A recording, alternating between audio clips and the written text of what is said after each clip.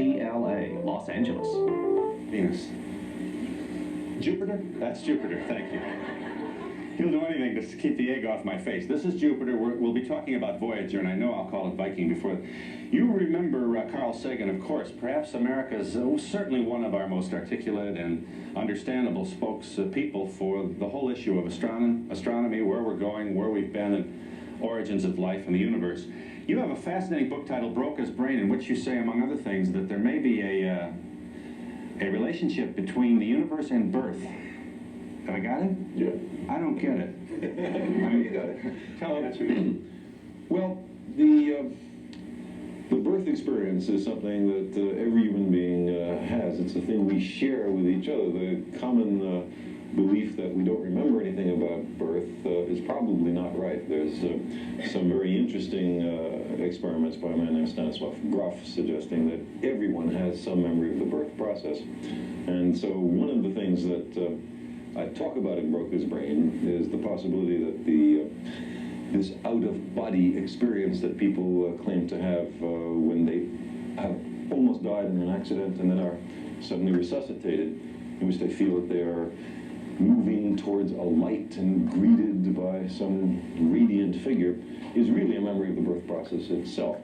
And in Broca's Brain, I go on to speculate that perhaps our cosmologies, our scientific attempts to understand the origin of the universe, are in part projections of our memory of our own personal origins, rather than being as general and scientific as they ought to be. It's just an idea. All right, so that we all of us then have some conscious recording of our own births.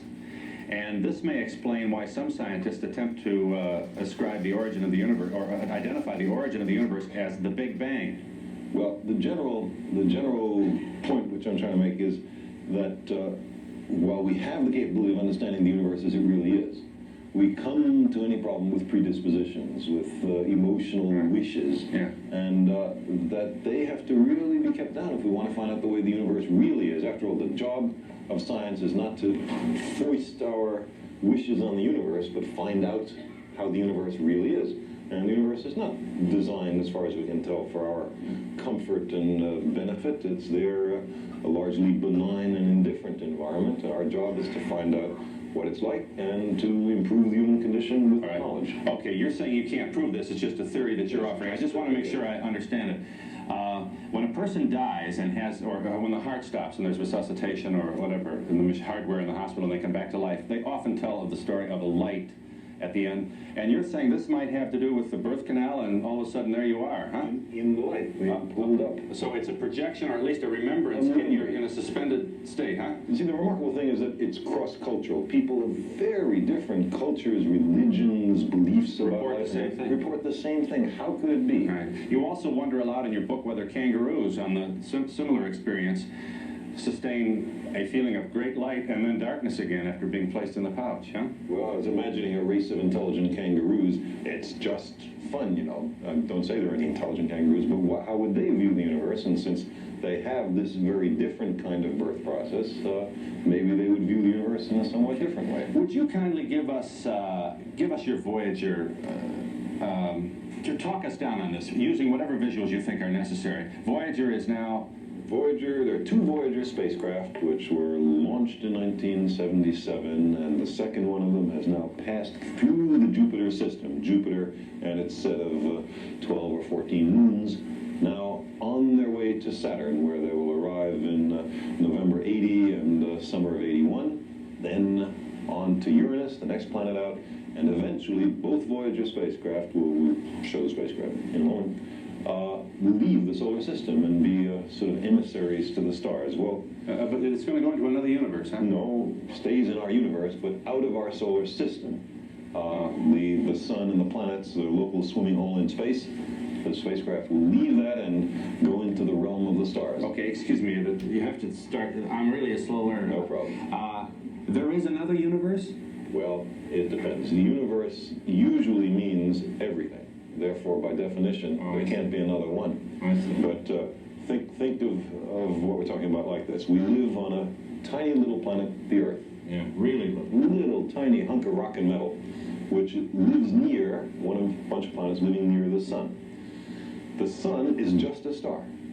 So now we pull back and we see the sun and the planets fading as we go further away, and there's the sun just among other stars. How many other stars? Which is what this would look like if we were on Voyager. Exactly. The sun would become just another star. Exactly. One of 250 billion other stars which make up the Milky Way galaxy. The Milky Way is just our galaxy seen edge on. All that fuzzy white stuff is billions of stars so close together that we can't separate them individually. Is it possible that those stars have the same intensity and magnitude and chemical makeup as the sun? Not only is it possible, but by and large it's true. So the Milky Way is a lot of suns? Exactly. The same size? Some bigger, some smaller, but our sun is a very average, humdrum, ordinary kind of star. And the only reason we're impressed with it is because it's so close to it. That's right, and because our life depends on it. But other stars may have other planets, other life forms, and they think that their star is terrific. Conclusion, there's got to be life out there. Well, at least it seems to me very hard to maintain. It's an egomaniacal position to assume we're the only one with brains around, huh? Yeah, I mean, you think 250 billion stars in the galaxy and hundreds of billions of other galaxies, and by accident we happen to live on a planet going around the only star where there's inhabited life. Doesn't sound likely. But the laws of physics would apply equally to all these other. That's the fascinating part. Well, the other life forms. Let's pretend that we're right, that there is life on other planets. Okay? And it's kind of comforting to know that you're standing at my side when we make that announcement. We could call a press conference this afternoon. Those people are subjected to the same laws of physics as we are. Same laws of physics, but I would say different biological histories. So I think it would be extremely unlikely that there would be people elsewhere. Why? Because human beings are the result of a particular sequence of evolutionary history based on accident. And let's take, and because we're people and we see a lot of other people, we think that's, of course, how beings ought to look. But first of all, you can take a look at all the other organisms on the Earth, and they're fabulously different guys. But even there, biochemically, in the innards, in the chemical basis of life, all the organisms on the Earth are the same. Why are they all the same? Because we are all derived from a single instance of the origin of life about 4 billion years ago. Life arising on another planet would be almost certainly of a slightly different sort, and the subsequent evolution would be very different. End product, again, very different. Take a particular example. We have a hand with 5 fingers. We think 5 is terrific. 2 of them makes 10, and we use base 10 arithmetic, and seems natural. What's so special about 5? Nothing. We have evolved from fish a few hundred million years ago that in their fins had 5 bones. Well, that's why we got 5 fingers. And why did they have 5 bones? Because it worked, huh? Well, there's no particular advantage, but yes, I mean, and there could have been guys with 6 and 4. If we had, they were either too many or not enough, and they all checked, they died. No, I think it's probably not that way, that there was some special advantage to 5. It's just the guys who had 5 did something else better, breathed underwater better or something, and we evolved from them. But suppose it was the guys with 6 phalanges in their fins. Then we would have 12 fingers, and I think that's terrific, and we'd have base 12 arithmetic, and you'd learn base 10 arithmetic only in the new math, and you'd say, oh, base 10, I can't figure it out. But just let's not leave this for a moment, because there are important evolution questions here. I assume we also had webbed hands, huh? Well, we used to. I mean, prior to our emergence from the sea. Well, at the transition, that is, our amphibian ancestors very likely had webbed, because that's the mix, right, for being both on land and in the water. But in a Darwinian sense, we don't have webbed hands now because we don't need them. Yeah, a mutation to remove the web doesn't kill anybody because we're not living our life in water, so that adaptation dies out. Right. On the other hand, if we were living in water, you don't have a web, you're in bad trouble, that shark is going to get you, so everybody has webs. We don't need the hair as much as we used to either, and could that explain baldness? Well, I think that certainly can explain why we are, generally speaking, so hairless, except for, here and a few other places. Clearly, the amount of hair in human beings is on the way out. Okay. I'm sorry to go after you this one more time, but you do speak to it eloquently in your book, and it has to do with the questions that come up in your lectures every time you lecture. The third question is always, do you believe in God? And you want to know, well, what do you mean by God? And you rather put the questioner back on his, her heels in this dialogue. But let's just review some of the points you make in your book. You think atheists are people who are certain there is no God. Right. And since there is no empirical evidence, that is to say scientific evidence that would impress scientists, that there is no God, to say that you're an atheist is as to be as arrogant as the authoritarian religionists who claim that there is. Absolutely, that's exactly my point. I mean, you can always imagine a God sufficiently remote, a God who starts the universe out and retires, let's say. And how can you disprove the existence of such a God? It's always a possibility. And that's what you as a scientist are saying. It's a possibility. It's a possibility. And until it's proved or disproved, the thing is to keep an open mind, not to be convinced on inadequate evidence. Yeah. What's fascinating about that position, though, or that offering, is that I know you're an astronomer and not a psychiatrist, but it just seems to me that the atheists who are going around saying there is no God are satisfying the same neurotic need as the people who are desperately interested in imposing the absolute truth of his existence, her existence, on another person. Well, as you say, I'm not a psychiatrist, but the idea that people who are convinced of something in the absence of evidence have something a little wrong, I agree with that. Yeah. I think the way to approach the universe is openly, see what the evidence says, then draw the conclusion, not foist our hopes and fears on the universe. Okay. You also say that the human brain is getting, the human cranium, our skulls are getting larger. Huh? Well, over millions of years. But they're larger now than ever before, right? In this last few 100,000 years, yeah. Okay. You gotta think long time periods. I do, okay. It's not like a week ago Tuesday, our heads were little. Okay. This is a model of the human brain. I assume that you also offer this is complicated, but there's a suggestion that the larger the brain, I guess I'm going to get in trouble here now. The larger the brain, the smarter the person with it. Well, except for an elephant. This is it has to do with weight to body ratio. You got it. It's the size of the brain compared to the size of the body. And it's not, this criterion of intelligence doesn't work within a species. It works between species. So, by and large, two organisms, never mind what their absolute size, one has a big brain for its body size, the other has a small brain for its body size. The guy with the big brain is smarter. When you say the guy, that's... No, I use guy for an You mean the life form with the larger brain per body weight tends to be would be smarter than someone else. It's wrong to suggest that within the same species, that's right, brain size has anything to do with superiority. For example, men, generally speaking, have larger brains than women. And it goes without saying. There's no evidence that, yes, that men are smarter. This man reads an audience better than a lot of people in this business. No, it's no, I know it is. There's no evidence that men are smarter. All right, we've got a break here, but let's just tease him a little bit with this. This is fascinating stuff. Can you see? Why don't you, can I show it over here? Which one do you want? Yes, way. All right, you're going to have to watch the monitor up there. This is that... These are pictures, first of Jupiter. These are all Voyager 2 pictures, all less than 2 weeks old. Look at this up here. Isn't that something?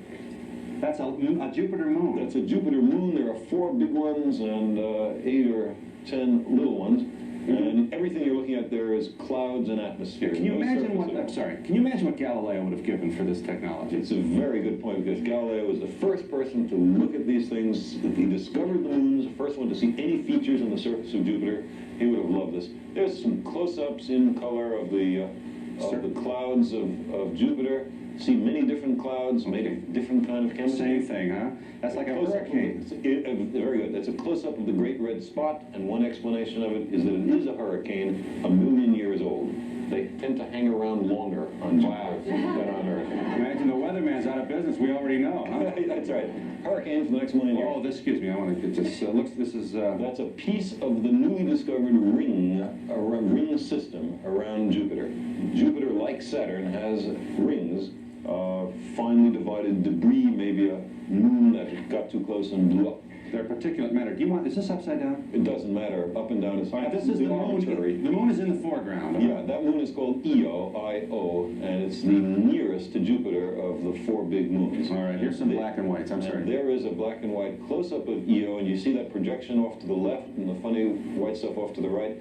Those are volcanoes blowing up on the surface of Venus as we pass. There are 7 active, enormous volcanoes. And there is a color picture of the whole surface of Io. All that... That's a moon, huh? That's right. All that variegated, patchy color, we think is due to flows of liquid sulfur. We think that the volcanoes are tapping an ocean of liquid sulfur below the surface. These places are very different from any of the places around here. What's the size on this? Is it It's about 1,800 kilometers in radius, so say something like 1,200 miles in radius, 2,400 miles in diameter. So it's about the size of the western part of the United States? Yeah, or the size of the moon, of our moon. Okay, and this... And let's see what we have here. looks like- Isn't that an extraordinary surface for a planetary object? This is the surface of Europa.